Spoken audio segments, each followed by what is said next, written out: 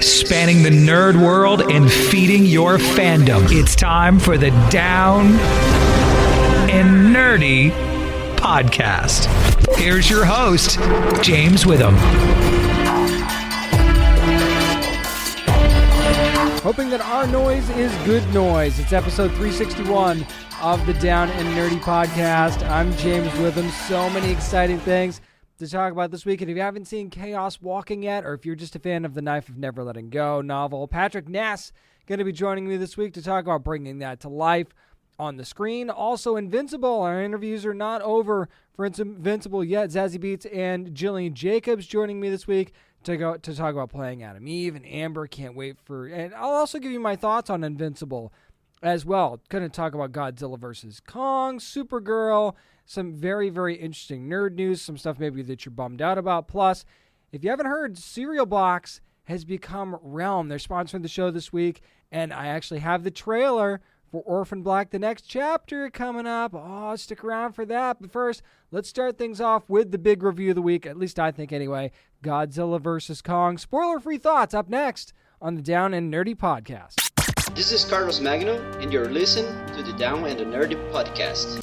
A heavyweight battle you can't help but be hyped for. It is my spoiler, maybe-ish review of Godzilla vs. Kong, which is in theaters now and on HBO Max as well. Not going to spoil a ton for this, actually, because I don't really want to give anything away for anybody that hasn't had a chance to see it yet. But I got to say, honestly, this is one of the better versus-type movies that I've seen, I think, in a long time. And also what you're doing is you're taking two different movies, two different franchises, and putting them together, right? And one of the things that I really loved is that when you see this happen sometimes, there's a very much forcing the cast together type of vibe to it. Like you're forcing these two different casts of characters to interact with each other and kind of combine them, and it doesn't always feel natural. They didn't feel the need to do that at all in this movie.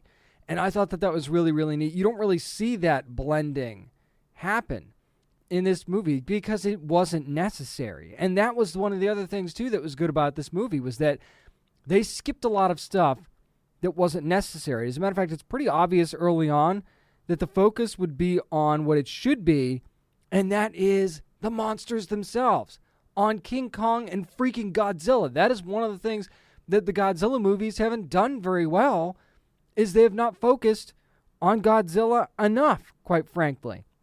And I do love that Kong doesn't take a back seat in this movie either. That was my other worry, was that Kong would just take a back seat because, you know, of the Godzilla fandom. And, you know, in theory, Godzilla is the bigger name, I guess. But that was not the case at all. As a matter of fact, I love the sympathetic lean to Kong's story. And I actually think that, and maybe this is a little bit of a spoiler if you haven't seen it yet, but maybe you get this impression from the trailers, is that I think that painting Godzilla as a little bit of the villain here actually helps sell the storyline, especially since they give you this, like I said, really sympathetic story about Kong early on and his relationship with little Geo, which I really loved in this movie, and you get to learn a little bit of a secret about Kong early on that's kind of connected to her. I just loved how they really, really sold that. And I love how Alexander Skarsgård's character of Nathan Lynn, too, he kind of starts out as, you feel bad for him at first, then you think he's a jerk, and then he ends up kind of redeeming himself a little bit later on. And I thought that was a really, really cool way to do things too. And one of the things that was also really good is they don't make the rivalry overly complicated. Like, you could really, really dig deep and waste a lot of time creating a reason why this is a rivalry. They make it really simple. And I won't tell you what it is, but it was a real breath of fresh air. I'm like, wow, you just cut right to the point there. And it makes sense. You might not like it. You might have wanted more. But what more could you, what difference would that have made if there was this deep-seated meaning as to why Kong and Godzilla are fighting? It's simple. Keep it simple. That was the other thing this movie did, is it kept certain things simple. There's a climactic point at the end. I don't want to skip to the end too much, but there's a climactic point at the end during the battle where I literally said to myself, and I'm going to say this as much as I can without spoiling anything. I said to myself in my head, I mean, have you tried unplugging it, plugging it back in? And I said that to myself as kind of a joke, right? And then they give this really simple solution to solve a major problem that works. And you could have taken one of two perspectives to that. You could go, really? That's what it took?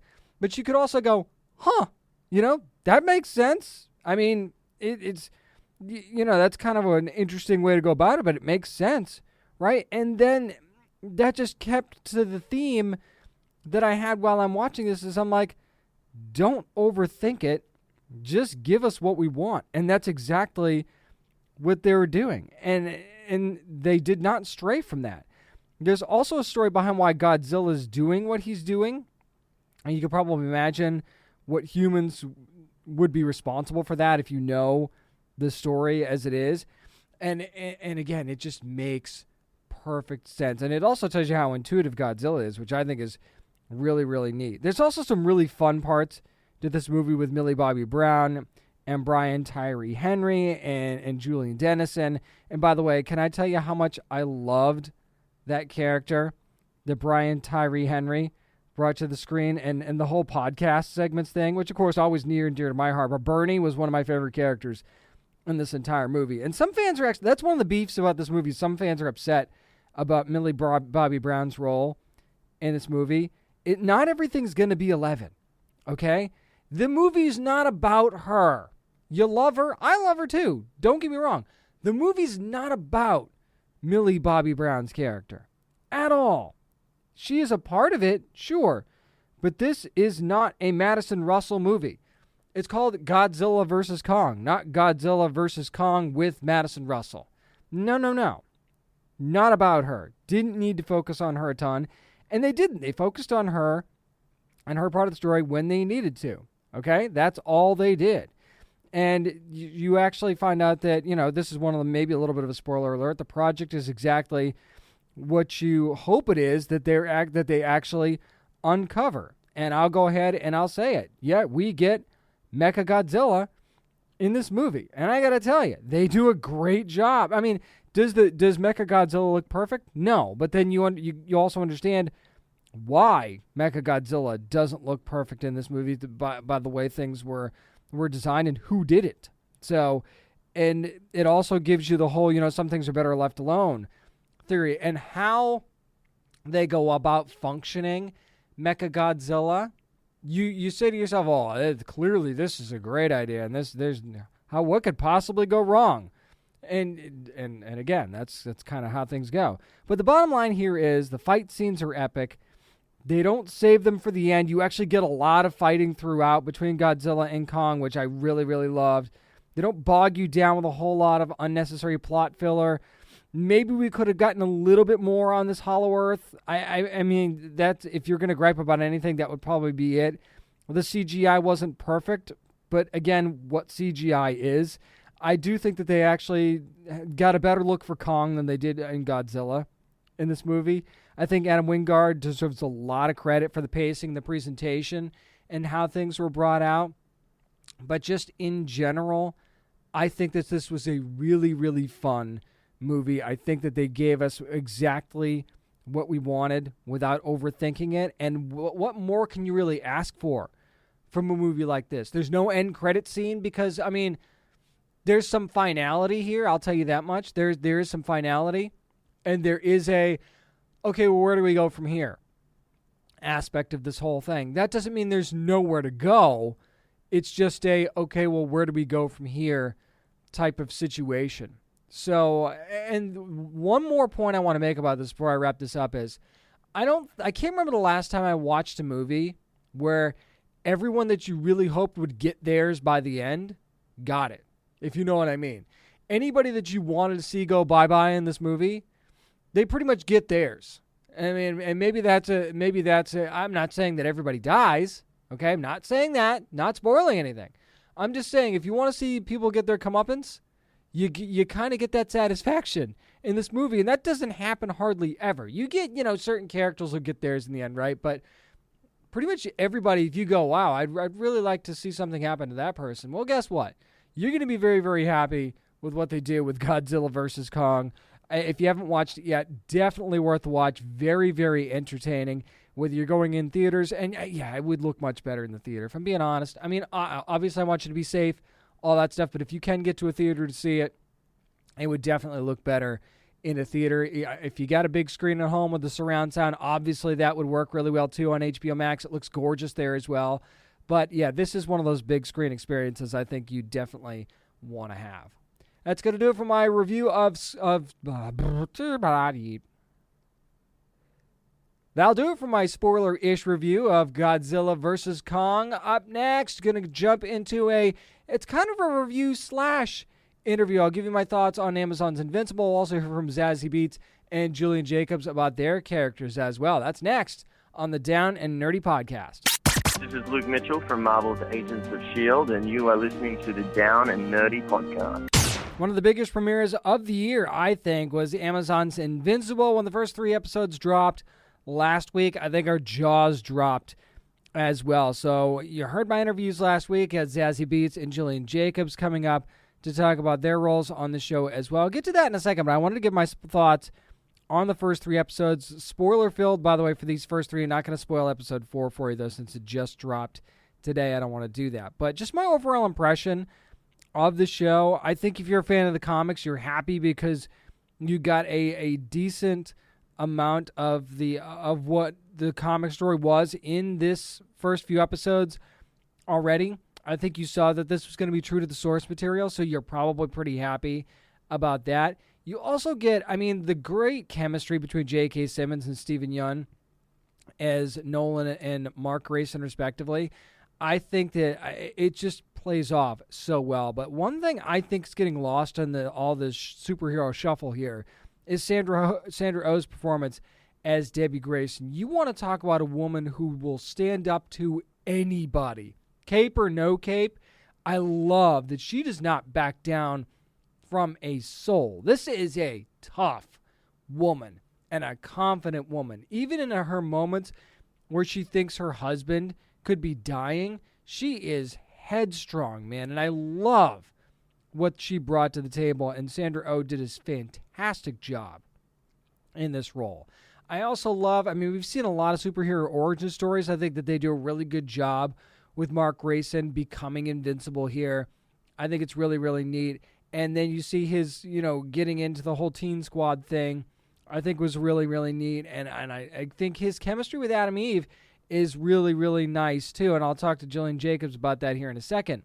But I really like that dynamic a lot. And could there be some sort of a love triangle going on there between Mark and Eve and Amber? I don't know. But I love that you get the duality with Mark, though. You get the whole being a new superhero problem, but you also get the whole, being a high school student problem. You definitely get Peter Parker vibes. You can't not get Peter Parker vibes from Mark Grayson. And that's not a bad thing either, by the way. It's not a clone. It's a totally different story because it's a totally different set of problems that Mark's going to have to deal with eventually because you know who his dad is. And I'll get to that in a second. But I do like that you get that relatability to him. And I think that's really, really cool. I do want to talk about the end of episode 1, though, when you basically see Omni-Man lay waste to the Guardians of the Globe. And you want to talk about one of those scenes that you're going to remember, not just throughout this season, but I think for a while. That fight scene or massacre, however you want to call it, it was just incredible. It was as graphic as it needed to be. It really painted a picture of who Omni-Man really is. And that makes him, there's been some comparisons to Homelander on social media. And by the way, if you're not following Invincible HQ on Twitter, there's some gold coming from that account. But you could, Homelander doesn't only hides who he is in the public eye. There's plenty of people that know how horrible of a person that Homelander is. But when Omni-Man, when he does what he does, he just goes home to his family and wants pancakes and burgers and stuff and acts like nothing ever happened. So, to me, that makes him almost the bigger sociopath, right?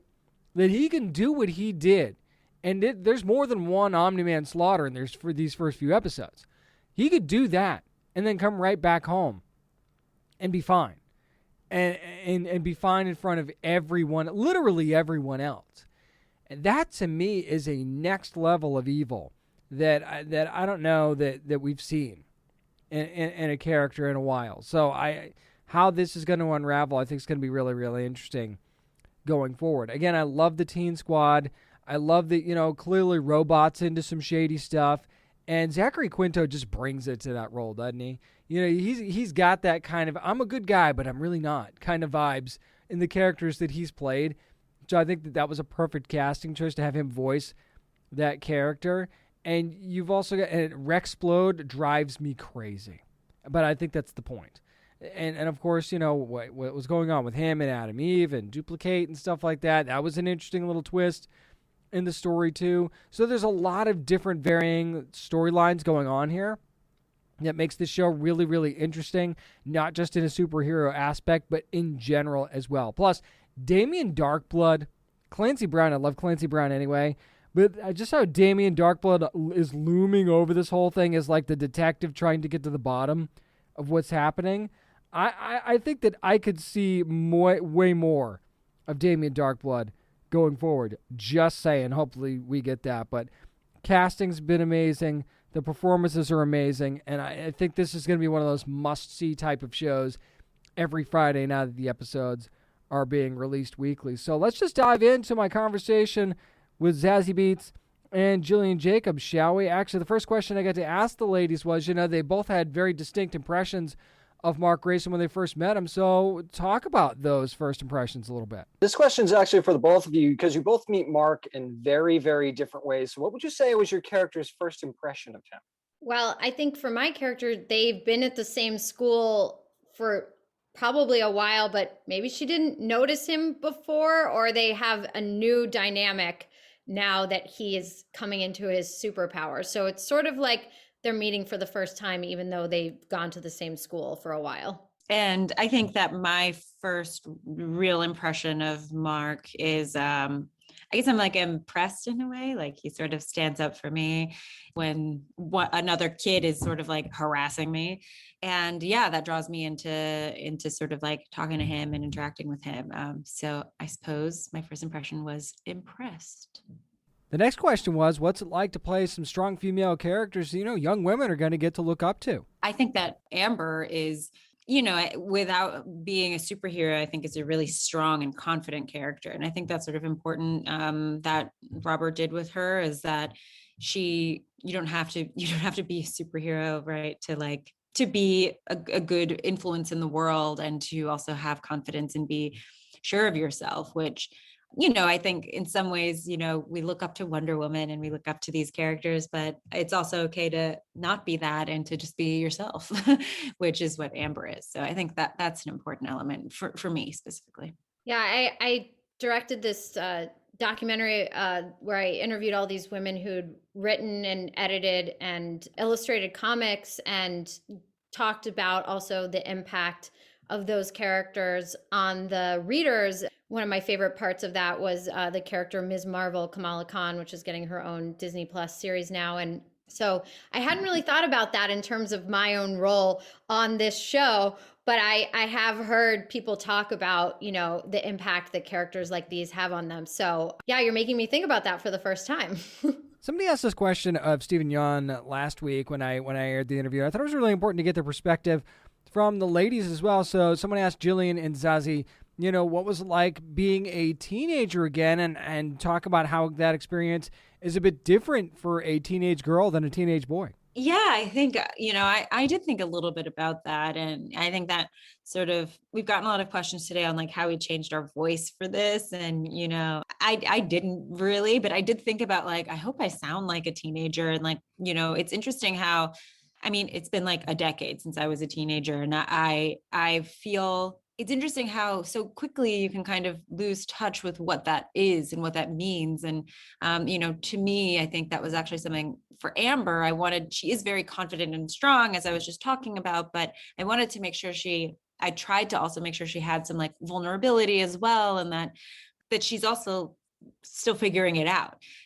Yeah, I think it's a really special time, honestly. My brother is 14, and watching him sort of transition has been into adulthood has been really special. And I think it's a really, tender age. And I think we often are like, teenagers are bad and mean, and really they're not. They're just, I think a lot of them are just confused and are actually quite wonderful people. Those two ladies, one of the main reasons you should be watching Invincible every Friday on Amazon Prime Video, because Adam Eve, one of my favorite characters on the show for sure, and Amber's just got some fire about her that I really, really dig as well. Plus, I mean, her and Mark going on their first date in episode 4, so that's something to look forward to right there. So hopefully you're sticking around for Invincible on Amazon. This week, the Down and Nerdy podcast is brought to you by Realm, formerly Cereal Box, and you know they are going to be bringing to you some audio entertainment that is original fiction podcast and audiobook series, including official continuations of popular franchises like, guess what, Orphan Black. That's right, Orphan Black, the next chapter, available now wherever you get your podcast, and Emmy Award-winning actress Tatiana Maslany going to be reprising her role and narrating this thing as well. So rather than me go ahead and telling you about it, here's the trailer for Orphan Black, the next chapter from Realm.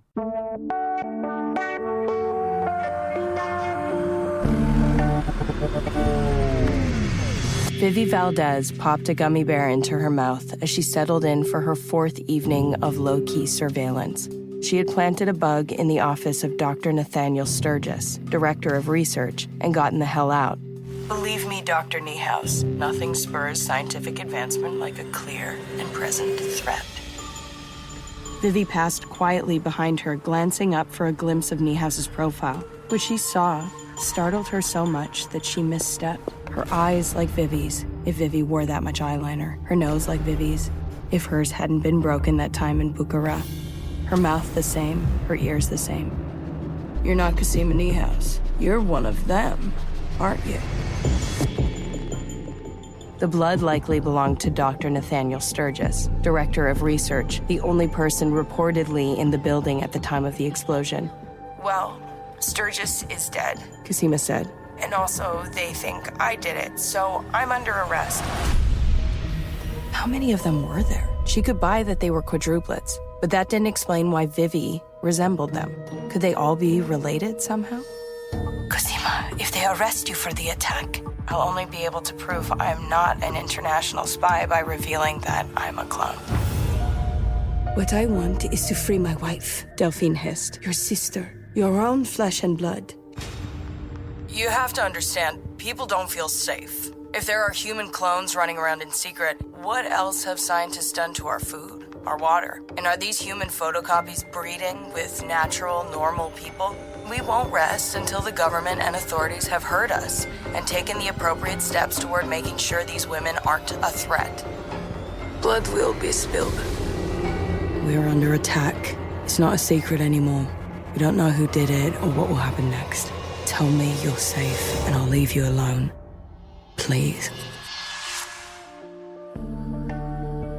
Realm presents Orphan Black, the next chapter, starring Tatiana Maslany. If you like what you hear, please follow and share this podcast with your friends. Realm is your portal to another world. Listen away.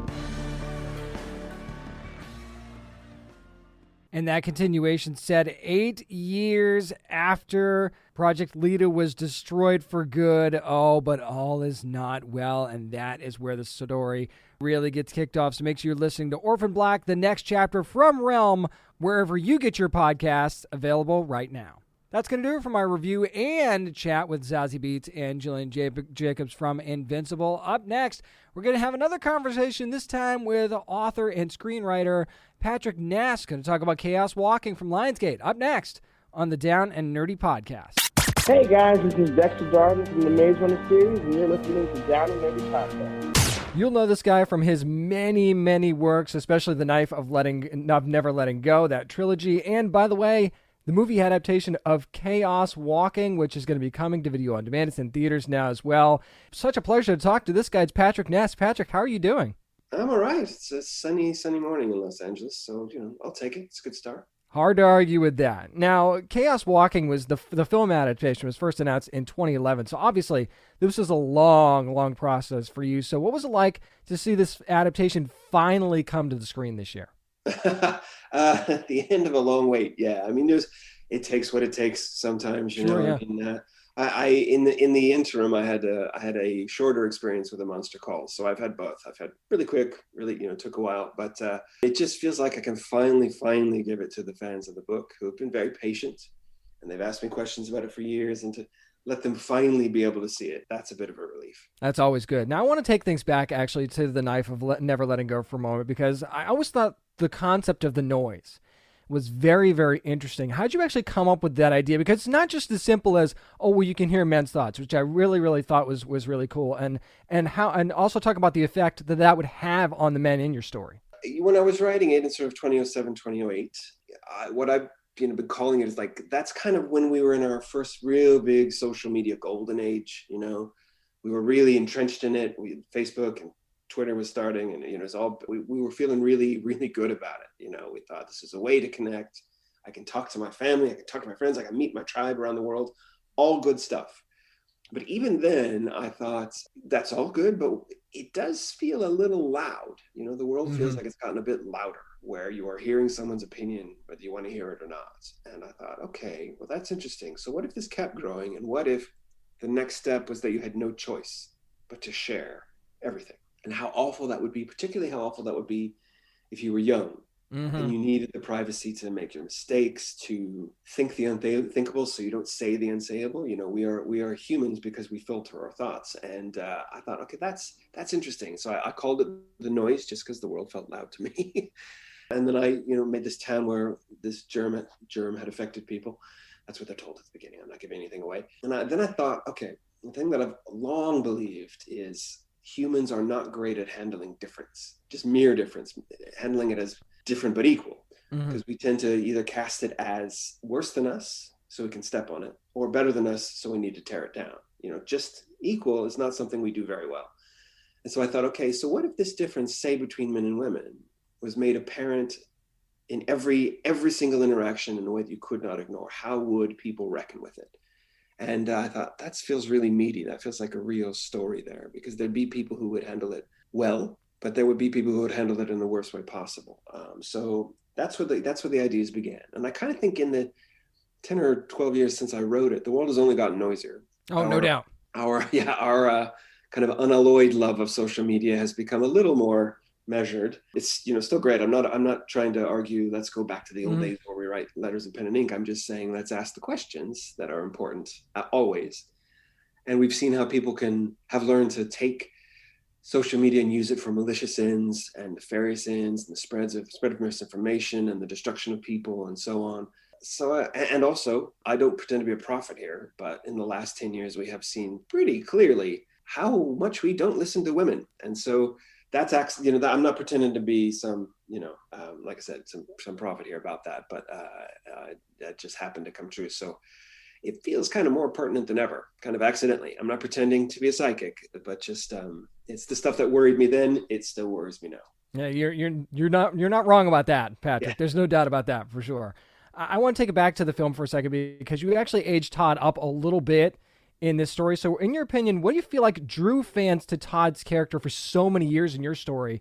And what do you feel Tom Holland actually brought to the role? Well, to me, the very greatest, or the very best, the greatest is a cheap word that people throw around too much, but the very best YA and the very best sci-fi, I feel, do the same thing. They invite you in.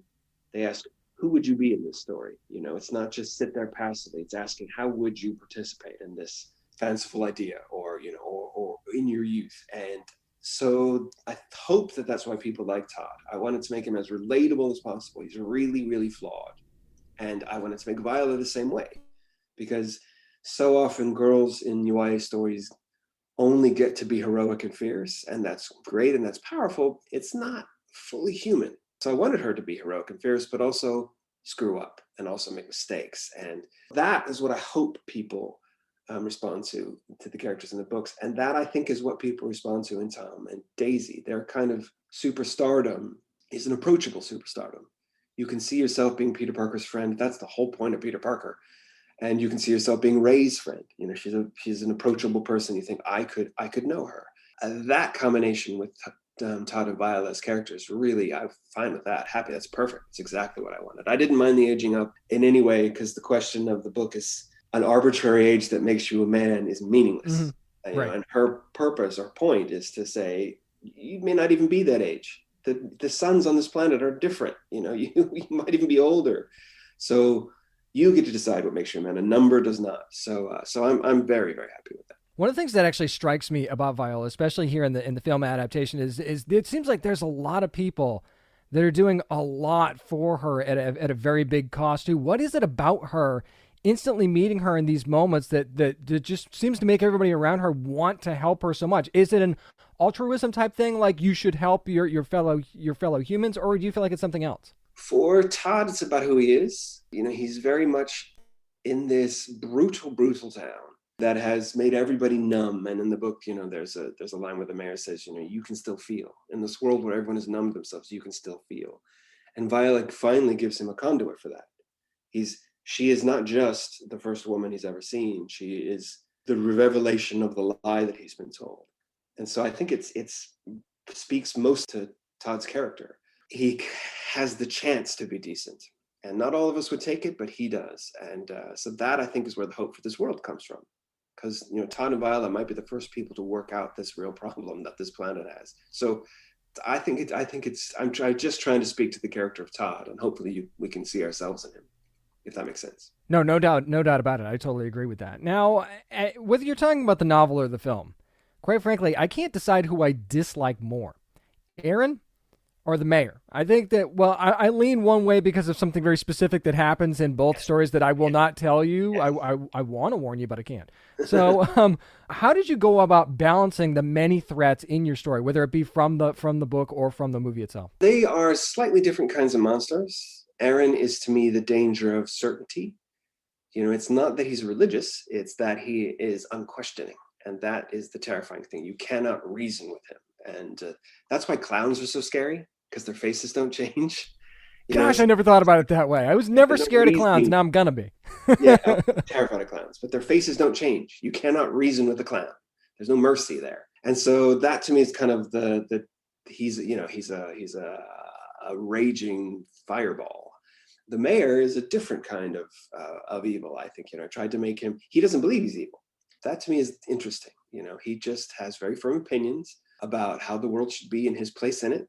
He is almost attractive in that he has a different kind of certainty, you know, in that belief in himself, and calm, rarely loses his temper, seems reasonable. And that's a scary thing in a leader. Yeah, the smiling tyrant is terrifying. So I just tried to give them different flavors, because we know both of these people in real life and in leadership roles. So watch out for certainty. It's the thing that'll kill you in the end. No doubt about that. Talking to Patrick Ness, who of course is the author of The Knife of Never Letting Go, and of course one of the screenwriters on Chaos Walking, because he would absolutely be, which is coming to video on demand, by the way.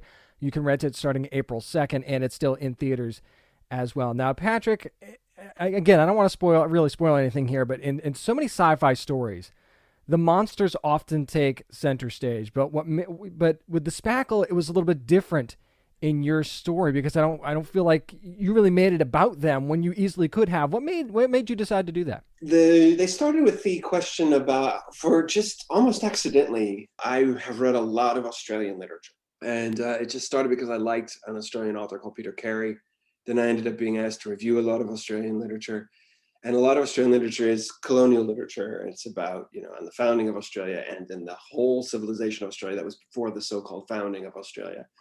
And as an American too, particularly as an American in the West, I grew up in Hawaii and in Washington State, where Hawaii is 1/3 Native Hawaiian. And my home state of Washington has big reservations and Indian tribes. All the towns are named after Native American tribes. And I just thought, okay, if we colonized another planet, would we make the same mistakes? Would we do the same things over and over again? And I'm afraid we probably would.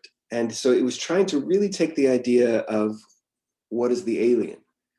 And Viola even says, she says, well, but we're the aliens here. We're the aliens. It's our planet, and I just wanted to ask that question from the point of view of the colonialist. You know, we have really, he's our hero, quote unquote, and he's the guy that we think is good and think is going to save us and save this planet, but he doesn't treat the natives particularly well. And so that question is a thorny one that infects Australian and American history. So I really just wanted it to be there. And in later books, the Spackle do come much more centrally to the book. But, you know, we start in this place after the war has been terrible and the invaders have really scattered the native population nearby. And so I wanted to slowly bring in the idea of you think this is your home, but it was somebody else's home first, and you had to take it from them. So what does that mean for you, and who does that mean for who you are? It's just an interesting question to me for countries that have been based on colonization, and America and Australia just being the two biggest ones, you know. So definitely, that's some amazing insight. I never would have known that. That's really, really cool. And you know, you say stuff like that, and you've got something that this is your baby essentially, right? So then you take it from the page to the screen, and you have to work with other people to essentially rewrite your baby in a certain sense. So what was it like working with this team of screenwriters and the director that you had for this in putting this together? And was there anything during the process where you go, okay, from the book, we have to stay absolutely true to this. This is a deal breaker for me? Well, I mean, the first sort of principle that I try to work on is that the book remains. You know, I'm not rewriting the baby. I'm making a new baby. You know what I mean? Right. And I the word that I've always used is remix. I am remixing the book, you know, and the book stays, and this is a remix of the book. The other principle is, I think it was John le Carré, who said, just take the check and buy a new kitchen and let it go. And I thought, okay, you know, he's not wrong. But, you know, since I'm a screenwriter on it as well, and I was a screenwriter I wrote A Monster Calls as a movie as well, I view it as essentially a movie is not a novel. It's a short story at most.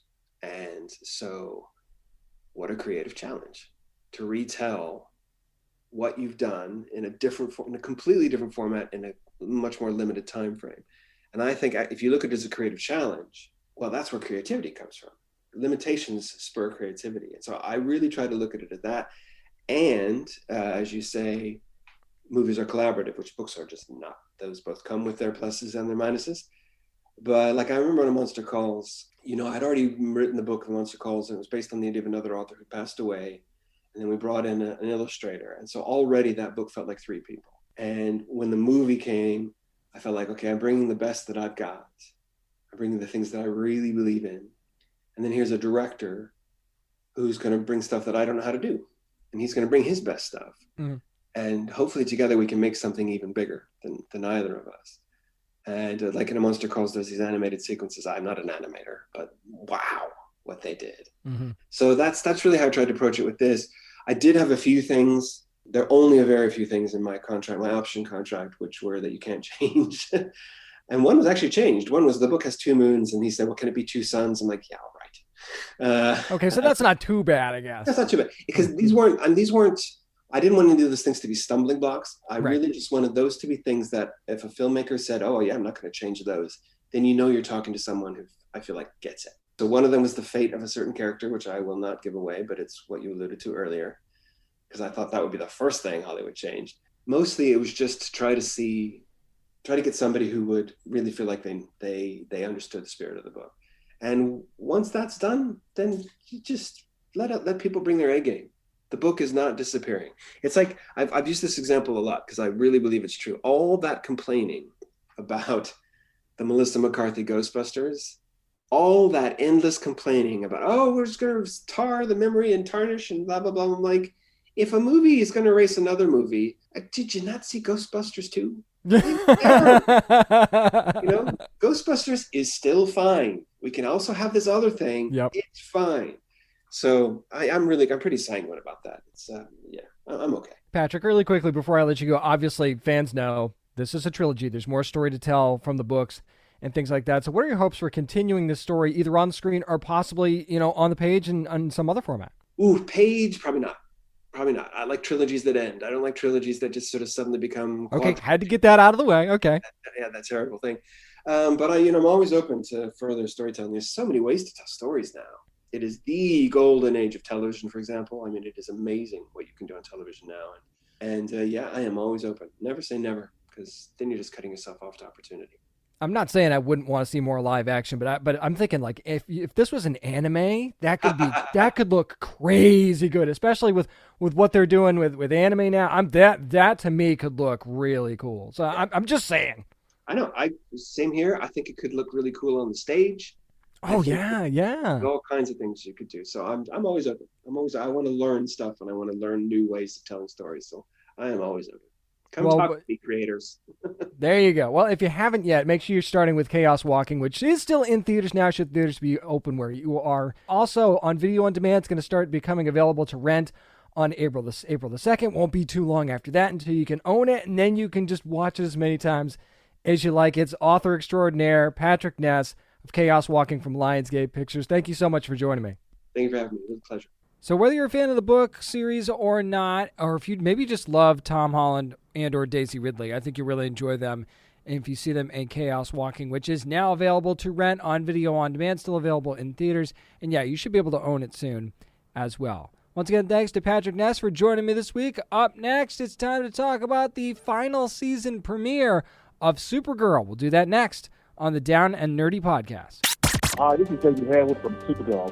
You're listening to the Down and Nerdy podcast. Tuesday night is the start to a final goodbye for an amazing series that's been on the CW. Supergirl began its final season premiere, although, I mean, if we're really talking about it, this is the part of the end of last season as well. Of course, all the shows had to be halted because of COVID last year. So this is almost a continuation of the previous season of Supergirl, where Lex Luthor is still wreaking havoc and Leviathan is maybe gone, but not necessarily gone. I mean, gonna talk spoilers here on this because the episode's been out for long enough now that I think we could talk spoilers, and that now Lex Luthor essentially has the godlike powers of Leviathan, and we get to see one of the final members of Leviathan get dealt with by Team Supergirl.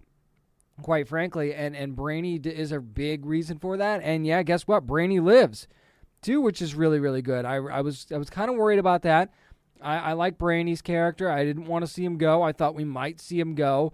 We don't. He even gets to patch things up with Dreamer, which I thought was really, really neat. There was a real redemption story for Brainy in this episode. I'm really glad that they decided to focus on that a little bit more. So it wasn't just about Kara. It wasn't just about Lena. It wasn't just about Lex. Brainy and Dreamer actually got a nice little segment of this episode as well. And Alex actually gets a big emotional moment in this episode too with her sister, who it seems like Kara's going to sacrifice herself to Lex to basically save half the world's population.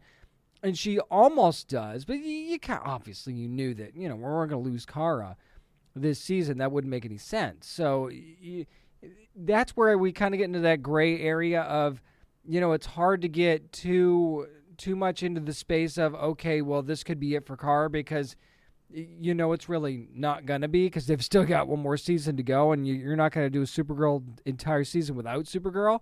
So that kind of takes away from it a little bit, but when you're watching John Cryer do his thing as Lex Luthor, you kind of forget about everything else, right? I mean, I keep going back to how amazing he is as Lex Luthor.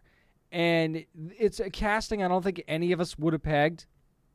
And when you heard it, when we first heard about it, we didn't doubt it, right, necessarily, but it was like, never would have picked John Cryer to play Lex Luthor, and it's worked out so well. I mean, him dancing to the Queen song while he's firing off all these different weapons was amazing.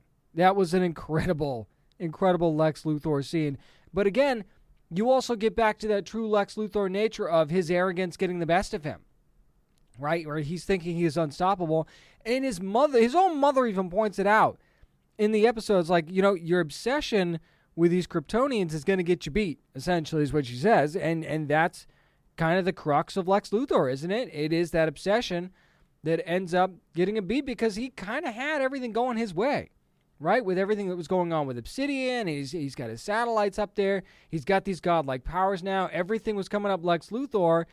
And because Kara basically suckered him in to this deal of, sacrificing herself for the greater good sort of thing, that was pretty much his downfall in a way.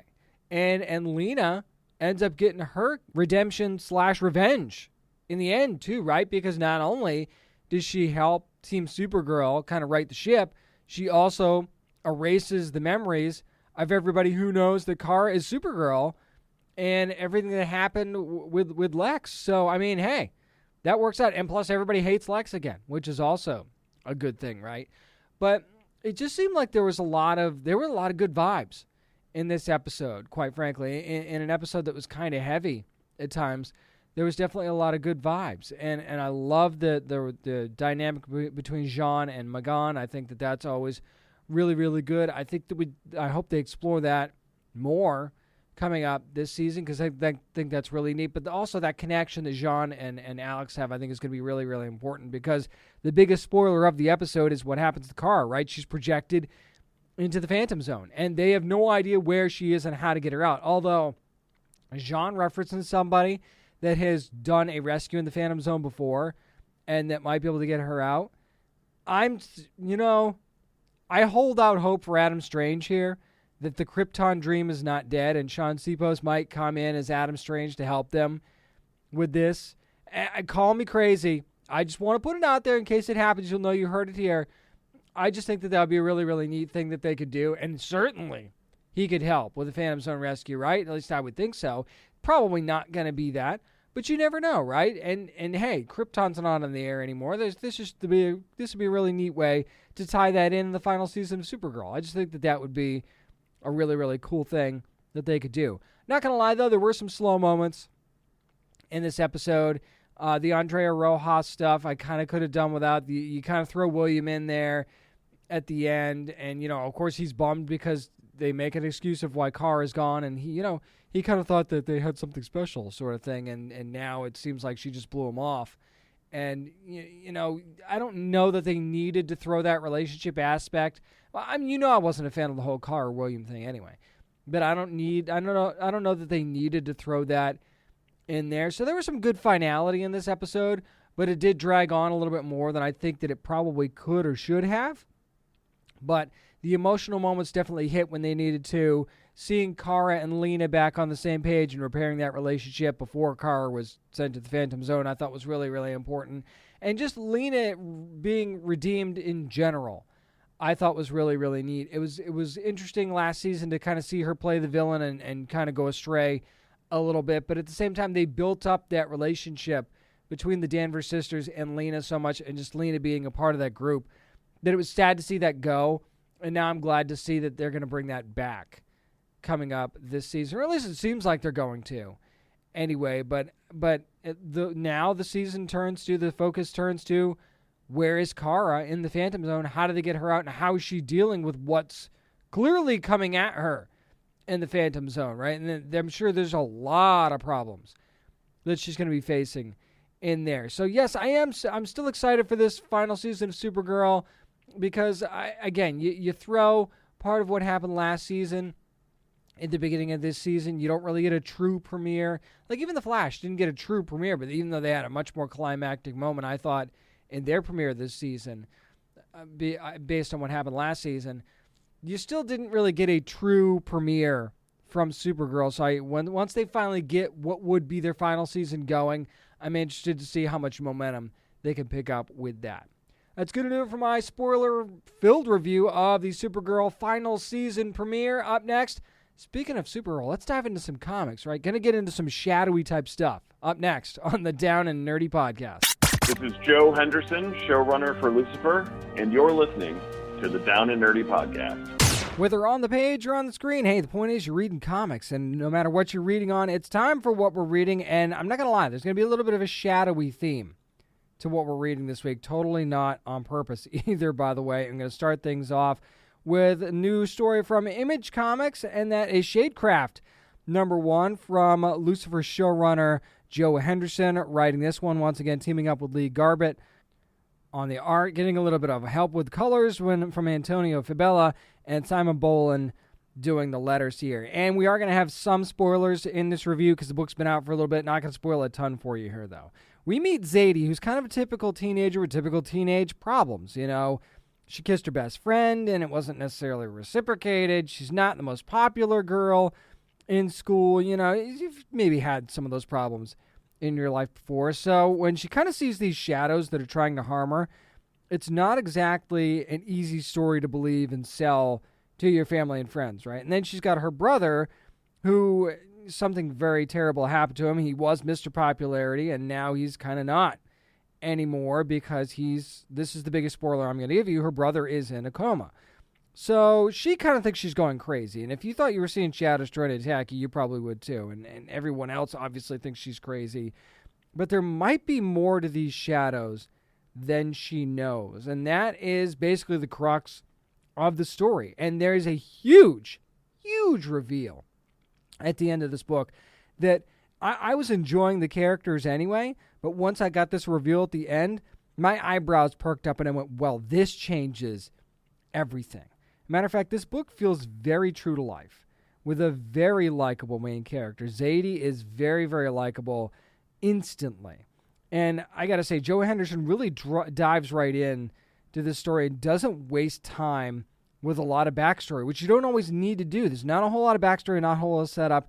He just kind of jumps right in. And what we need to know is revealed throughout the issue while never letting go of that hook. The hook is always there. And that is one of the things that you don't get enough in comics, I don't think, is that the hook isn't just there for a page or two. It continues throughout this whole first issue, as if to say, this is always going to be part of our story. And I like knowing that in the first issue, because I'm like, okay, once I keep going with the story, I know this will always be a part of it. This is never going to be missing. So I love that about this. And it looks like teaming up with Lee Garbett again was the right choice because, I mean, they'll rule the shadows instead of the skies this time, right? But at the same time, the way that the shadows are presented feels really fresh because we've obviously seen stories about shadow play and shadow figures, stuff like that before. But this just feels like much more of a fresh take. The varying sizes, too, I think really adds to some of the tense moments as well that really, really ramp things up for me. And I got to say, it's almost like how a musical score can drive emotions in TV and movies. That's how much the art meant to this book as well. So, yeah, definitely more of this, please. Make sure you're getting your hands on Shadecraft from Image Comics. Just put it in your pull box because this is just one of those books, quite frankly. Going to give you a little bit of an early review now. The latest Shadow Man #1 from Valiant Comics, which is not going to be out until April the 28th, but got a chance to read it early thanks to the folks at Valiant. Cullen Bunn writing this one, and if Cullen's writing it, I'm on board already. John Davis Hunt doing the art here, Jordi Belair on the colors, and Clayton Cowles on the letters. You want to talk about a superstar creative team? This book has it. Okay, so that should get your attention right away. I'm not gonna spoil any of this one. Not gonna do that to you. But Shadow Man is kind of doing his thing, protecting the living world from the evils of the dead side. If you know the character, you know that already. Now, a mysterious message and a hint from a familiar face kind of leads him to believe something else might be going on that needs his attention. Now, sometimes that means protecting people from themselves, and, you got to figure out just how bad is this thing going to be, really. Now, this is definitely only the beginning of this story, because this is a bit of a less serious Shadow Man, too, which I thought was very, very unique. I don't really feel like I've seen Shadow Man presented in this way before, and I think Cullen does a great job at making this character feel a little bit fresh, even though I was already a fan of the character anyway. And I wasn't used to it, and I thought that was really, really cool that, Cullen kind of gives him a little bit more personality, and there's not a whole lot of, it was like, sometimes, to make a wrestling reference, you get a lot of Shadow Man being kind of like The Undertaker, classic Undertaker, and then you give him a little bit more personality than that. And, you get more of a, later in his career, Undertaker that had a little bit more personality as well. So I kind of like how they did that. But he also doesn't lose his edge, which is really, really good. The pacing does seem a bit rushed at times, though, I'm not going to lie. And but it's not enough to derail the story. There's just enough intrigue, too, at the end for me to want to stick around. And John Davis Hunt actually gives us some really good character designs, too, and definitely sold the book's more disturbing moments. And boy, well, that's just how Cullen rolls, right? He's gonna give you something really creepy and weird to focus on in the story, and that's always a good thing. It's one of the things I love about about his books. But I mean, if I know Cullen Bunn, and I think I do after all these years, this is just a sampler platter of what's going to be coming up in this book. And he typically doesn't really reveal a ton in the first issue anyway. So I'm betting that issue 2 is when things are really going to get kicked into high gear. So I've very much got my eye on what's going to be happening with Shadow Man from Valiant. But yeah, definitely pick up this first issue on April the 28th. Let me know what you think of it, because I've got a good feeling about this one. That's going to do it for what we're reading. Up next, yeah, even though we had an April Fool's Day week, there was still some good nerd news to talk about, so we'll do that. I'm James Witham, and this is the Down and Nerdy Podcast. This is comic book writer Tom King, and you're listening to the Down and Nerdy Podcast. When April Fool's turns out to be no joke, it's time for nerd news. Really quickly, I got to say how much I get frustrated on April Fool's Day. You basically can't trust anything from any news or entertainment website or anything like that, because everybody feels like they've got to get their joke in. And that's why I don't post a whole lot on April Fool's Day on any of our social media pages, because I feel like, hey, you're not going to believe it anyway. But I double, triple, and quadruple checked, because this news actually did break on April Fool's Day. Didn't believe it at first, and then when you see the official statement from Warner Brothers, you're like, okay. And it was the Hollywood Reporter that broke the story that the New Gods movie and the movie The Trench, which is based in the Aquaman universe, will not be moving forward from Warner Brothers. Both movies basically shelved, but not dead completely. They leave the door open to revisit this at some point in the future, but right now not moving forward. Of course, it was Ava DuVernay and Tom King that were working on New Gods, James Wan and company working on The Trench. Now, New Gods has been in the works since 2018, and they've been writing the script since then. And you know, when something's been in the works since 2018 and you haven't really heard any casting news or, you know, directors attached and such, you tend to wonder what's going on. And I'm not saying that the script wasn't good. I'm sure the script is fantastic. I mean, look at who was working on it. I have no doubt that the script was good. Maybe Warner Brothers just decided this wasn't worth the risk. And I mean, as much as I would love to see Jack Kirby's glory on the screen, it's still a risk for Warner Brothers to do a New Gods movie, just as much as it's a risk for Marvel to do an Eternals movie, quite frankly.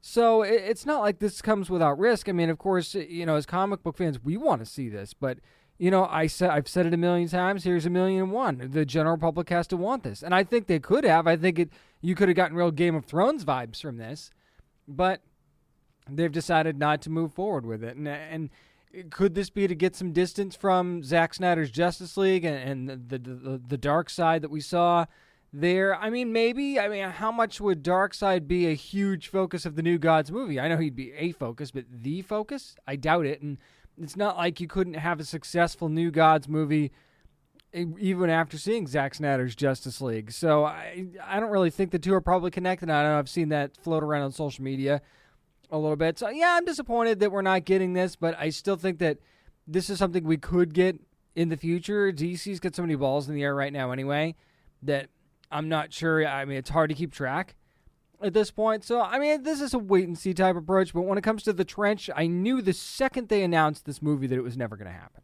Yeah, obviously, you're basing a whole movie, and I know it was going to be a horror vibe, and it was going to be different, but you're basing a whole movie on some creepy characters that you saw in the Aquaman movie for what? Not even 10 minutes, right? I mean, yeah, it was a neat scene. It was pretty cool. You know, they were menacing, but a whole movie? Come on. Like, seriously, come on. I'm not saying you shouldn't ever use The Trench again. I think that revisiting that at some point in an Aquaman movie isn't a bad idea, but basing a whole movie around it, come on, give me a break. That was never going to work. I'm sorry. But here's something that I think is going to work big time, and that is The Suicide Squad from James Gunn, coming out August the 6th in theaters and on HBO Max, and I'm still thinking about that trailer. I know it's like over a week old now, but I haven't had a chance to talk about it on the show yet, and I have to talk about it because it was freaking amazing. It just looked so fun, so off the wall. All the character designs look good. Freaking Sylvester Stallone is going to be the voice of King Shark. How do you argue with that? Love the chemistry between John Cena and Idris Elba in those scenes when you've got Bloodsport and Peacemaker on screen together. It just works for me. The Harley stuff really worked, especially that opening part of the trailer where you see Rick Flag and Harley comes out. They're supposed to be saving Harley, and she's already saved herself. And she's like, well, I could go back in there, and you guys could save. No, I love that. Right off the bat, that tells you how much fun this movie is going to be. You knew that with James Gunn anyway, but this just feels like a no-holds-barred type of movie, and I love them for that. And the very fact that the first trailer we got was a red band trailer. Again, it's just, that told me all I needed to know right there. And the jokes landed in the trailer. I know that won't be the only jokes that are going to be coming. It even provided some, levity to a character like Amanda Waller, which I thought was really, really neat. And then you see Starro show up at the end of the trailer, and I freaking lost it. I never really thought we'd ever see Starro in a movie. I thought it maybe in the Arrowverse at some point, never in a movie. So I'm really excited to see where this one is going to go. Speaking of the Arrowverse, though, Bart Allen is officially coming to The Flash. I believe it was TV Line that first broke this story, that Jordan Fisher is going to be playing the role coming up in this upcoming season, in this current season of The Flash. But there's always got to be something that fans get upset about, right? Well, here's the thing that they're upset about now. It's that Fisher is going to be playing Bart Allen, the son of Barry and Iris, not the grandson of Barry and Iris. And seriously, are we not over this? Seriously, I mean, really, are we not over this? This is not the first time that the Arrowverse has changed something for TV. It's not the first time that one of these shows has changed something for television. What difference does it make? And I realized you could go, whoa, then what are we even reading comics for? Oh, okay. That's one argument. But the other argument is, do you want to see every little thing that you've read on the page on the screen? Because if you do, there's motion comics for that, right? Change things up a bit, make it interesting. Make me try to figure out what's going to happen instead of saying, oh, yeah, that was from Flash number whatever issue. Oh, that's cool to see that. No, that's not what I want. And if that's what you want, that's fine. But I don't think that's what a lot of people want. I don't want the comic on the screen. Do I want it to be completely, absolutely 100% different? No, not necessarily. And there's certain things that still need to be honored and certain things that still need to be done and maybe even seen. But changing this to fit their story, I don't think is a big deal. Plus, you're going to, once you get to grandchildren, Barry and Iris haven't even had one child yet. It's a little early to be getting to grandchildren. You're comparing a show that's run for 8 seasons on the CW to a comic series and a comic character that's been around for decades and has decades of history. They haven't built up decades of history on the Flash TV series yet. They're not going to. This is not going to be The Simpsons. We're not going to get to 30-plus seasons of The Flash, as much as I would like to see that. So making Bart Allen, / Impulse, by the way, Barry and Iris' son, is a smart way to get Bart on the show. And you needed to get Bart on the show, in my opinion, at some point. This is a way for them to do that. So I don't understand why this is such a big, fat, hairy deal. I think you just do this, you have fun with it, and you see where it goes. And if the character doesn't work, you can get rid of him pretty easily, right? Because clearly this is a time travel type situation. You can get rid of him pretty easily. I don't think that that's going to be a very difficult thing for them to do, but I think it's going to be fun. I believe that he's going to be premiering he's going to be showing up in the 150th episode of The Flash, which is coming up later on this season. I think it's like episode, 16-ish, if my math is right. Correct me. I'm sure you will on that. But again, I don't understand why this is such a huge deal. You heard what I thought about Godzilla vs. Kong earlier in the show. Well, that director is going to be very busy once again with Warner Brothers. Deadline reporting that Adam Wingard is now the Helmer director of the Thundercats movie going forward. Yes, the Thundercats movie lives after all, and he's actually going to get a little bit of help rewriting the script from Simon Barrett as well. Here's the interesting part, though. The story says that this is now going to be a CG animation style hybrid movie. And I mean, part of you might go, aw, that you might be disappointed by that. But at the same time, I think about it and I'm like, that could be visually gorgeous, right? And I mean, any live action Thundercats movie would have had to have CG anyway. And you probably would have, well, I say you. There are fans that would have complained about that and how the CG looked, because there's always a subsection of fans that complain about how the CG looks, no matter how good it is. And sometimes it's not, but, sometimes it is, and you just can't please everybody. So it was going to be that anyway. And rather than spend this huge amount of money and a huge budget on Thundercats, you do it this way. You're still going to spend some money, but you're not going to spend nearly as much money. And, I mean, I think you could get a top-notch voice cast for this.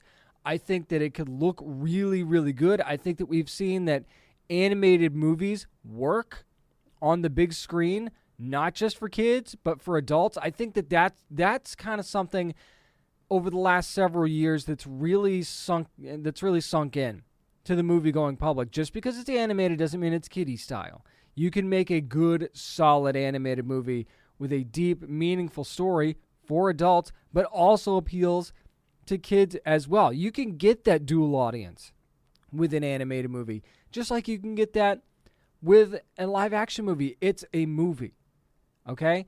If it's made a certain way, it's made for everyone. The format almost doesn't matter at this point. Plus, this animation styles look so great now. It's not like you're cheapening anything. So I just think of how this could look on the big screen, which I'm assuming we'll be getting there at some point. Certainly by the time that this movie hits the air, however it does, I think that this has got a real chance of looking amazing and as good a job as Adam Wingard did with Godzilla vs. Kong. I can't wait to see what he does with Lion-O and Panthro and company. And the cast, too early for me to think about who the cast could be, especially since this is animated. I'll have to see what kind of a direction that they take that, but I'm really looking forward to Thundercats being on the big screen for the first time ever. That's going to do it for this week's edition of the Down and Nerdy Podcast. Again, thanks to my amazing guests this week, Zazie Beetz and Gillian Jacobs. Hopefully you're watching Invincible on Amazon Prime Video. Also, Patrick Ness, who is the author of The Knife of Never Letting Go, and, of course, Chaos Walking, the movie, which you can see still in theaters and now on demand. You can rent it on demand right now, as a matter of fact, if you haven't seen it yet, the Tom Holland and Daisy Ridley movie. Also, make sure you're checking out Realms Orphan Black, the next chapter, wherever you get your podcast. Super, super excited for what Realm has. They've got some great originals, too. We'll talk about that at some point down the line as well. If you want to keep up with everything that we've got going on, and it's a ton, got a big announcement coming up this coming week, downandnerdypodcast.com, also on social media at downandnerdy757 on Twitter and on Instagram, and facebook.com/downandnerdy. Remember, you never have to apologize for being a nerd, so let your fan flag fly and be good to your fellow nerds.